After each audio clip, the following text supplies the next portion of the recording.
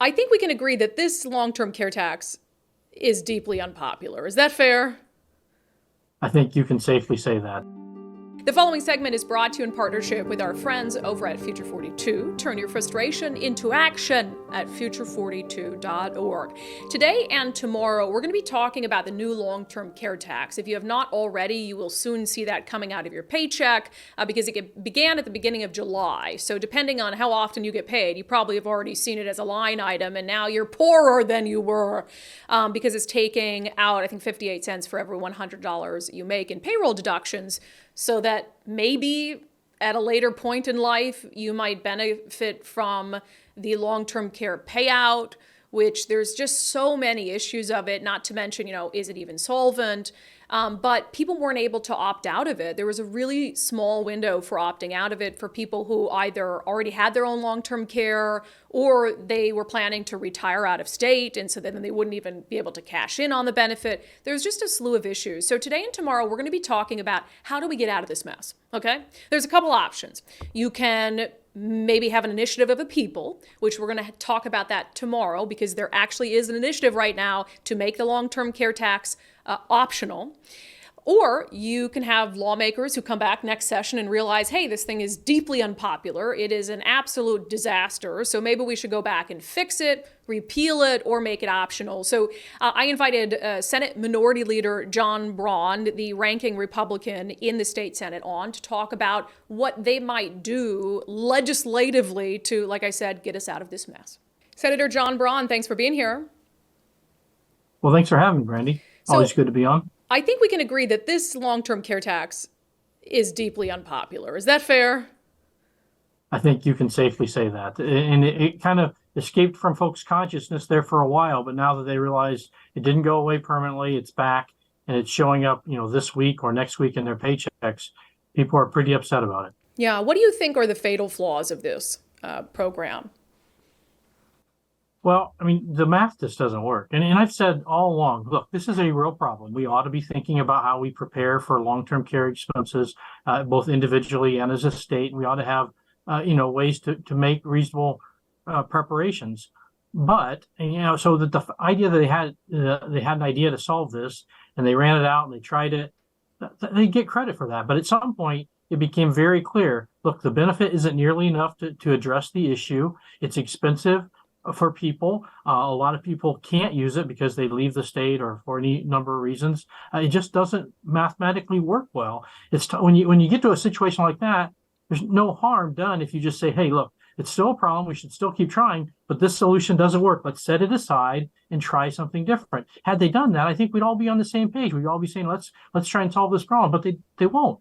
They're like, nope, we have a small group of elite Democratic lawmakers who say, we know best and we don't care what it does to you or your pocketbook or your long-term care prospects.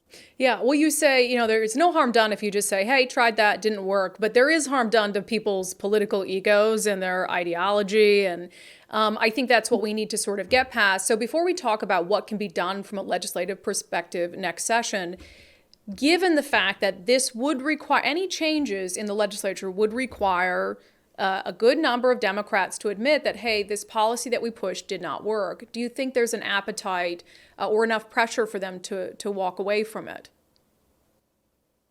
I would put it this way. I think if it was a pure democracy and you put a better proposal in front of folks and they said you got to vote on this, yes or no, I think a better solution would find a way.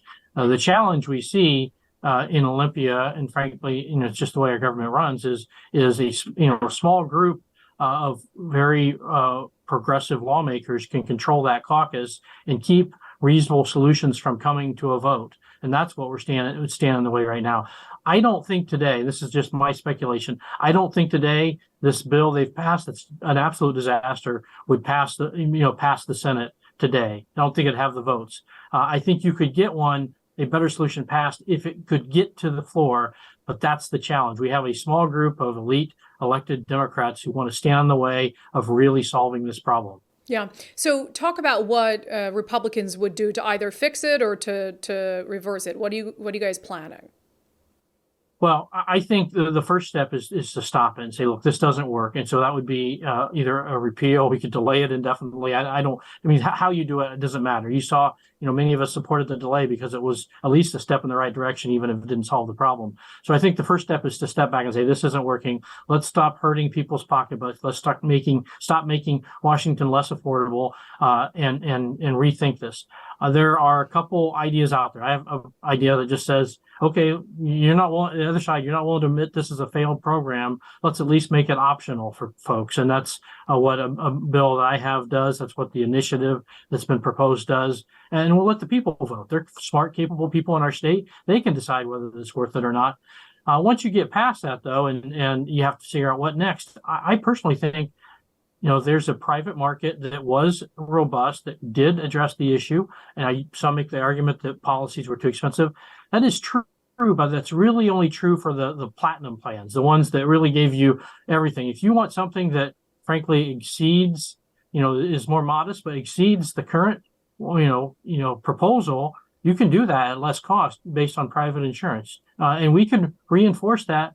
Representative Stokesbury had a proposal 2 years ago that says, okay, let's rebuild the private market by providing some reasonable level of state underwriting to that plan to help bring the cost down a little bit more. I think we'd be open to that. Something that relies on a broader market, a more thoughtful market, folks who do this for a living and do it well, and get the state out of this business. Yeah, because, and you've mentioned a couple times, so I should just note for people who don't know, the lifetime benefit is what, $36,500? That's the max anybody will ever benefit from this program. And if you've ever had to use long-term care for a loved one, that's like 3 months worth of, it's like 3 months worth of care, essentially. Is that a wrong interpretation around that? That's exactly the right number, 36,500. But it actually gets worse than that for a couple of reasons. One, I believe the maximum distribution is 1,000 per month, so you couldn't pay your bill from the very first month. And on top of that, that was the number that was put in place in 2019 when this was voted on by the Democratic majority in both the House and the Senate and the state legislature.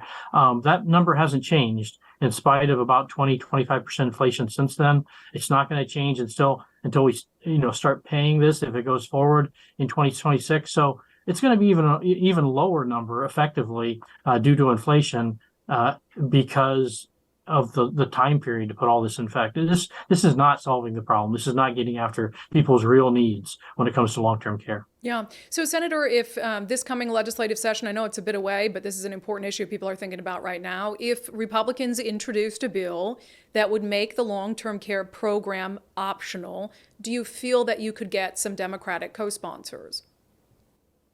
I do. I think there's at least a few that are out there that say, hey, this is privately, and some publicly say this clearly isn't working. They're hearing from their constituents, from every corner of the state that this is not a good policy. I think we get some. The question is whether we can get enough to actually get it through the process to a vote on the floor. And that is a much more difficult problem. But pressure is growing. Here we are only, this started up again on the 1st of this month.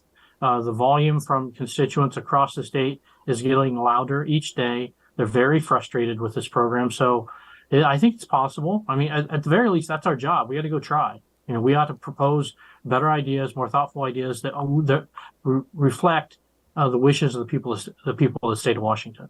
Yeah, and I'll end with this. Tomorrow on the show, we're going to talk about this from the perspective of the initiative that's been proposed. Is that a better way to go about it? If this came to the legislature via an initiative to the legislature, does that make it more likely, you think, that your Democratic colleagues would be willing to support it, or no change? I think it helps. I think that now they know that if they don't do something, initiative to the legislature is a little bit complicated because, you have a couple options. The legislature could do nothing, in which case it goes to a vote of the people the following fall. We could just approve it, in which case it just becomes law, or you can offer an alternative, which has only happened a few times in recent, last few decades. And every time it's been very confusing for the voters because you got to vote, if it's just a very complicated process to vote on. But nonetheless, this reflects a position of that something is going to happen. Either the state legislature got to do something, or it's going to go to the vote of the people. And I think people recognize, folks who support this policy recognize that this goes to a vote of the people. It gets repealed. I don't think there's any question about it. So I think there's a better chance we get something done, that we really have a meaningful conversation. If you really want to solve this problem, it needs to be a thoughtful, meaningful, bipartisan effort to get it to stick long term. I agree 100%. And hey, 2024 is an election year. So maybe they'll be compelled in an election year to do what's popular among voters. So Senator John Braun, we appreciate you taking the time. All right. Thanks for having me on. Yeah, we appreciate his insight on that. And like he said, I agree with his assessment that if this, a repeal or making it optional, makes it to voters, voters will choose to make it optional. There has been public polling done on this. Public opinion is very much on the side of, if this is going to be a program, it needs to be an optional program. And so in that sense, I find it more likely that Democrats might be on board this coming legislative session with doing something, but we cannot rely on that, which is why even 6 months out from the next legislative session, we're talking to Senator John Braun. We're having these conversations. How can we undo this? It's deeply unpopular. The program is an absolute disaster. At the very least, it to be optional for Washingtonians. So also, as I mentioned, they're coming up on the show tomorrow. We're going to look at this from the other perspective, and that is via initiative. Brian Haywood is going to join us. He's running an initiative that would make the long-term care tax optional, as well as a slew of other common sense initiatives. So we'll have that interview for you on the show tomorrow. That segment was brought to you in partnership with our friends over at Future 42. Turn your frustration into action at future42.org.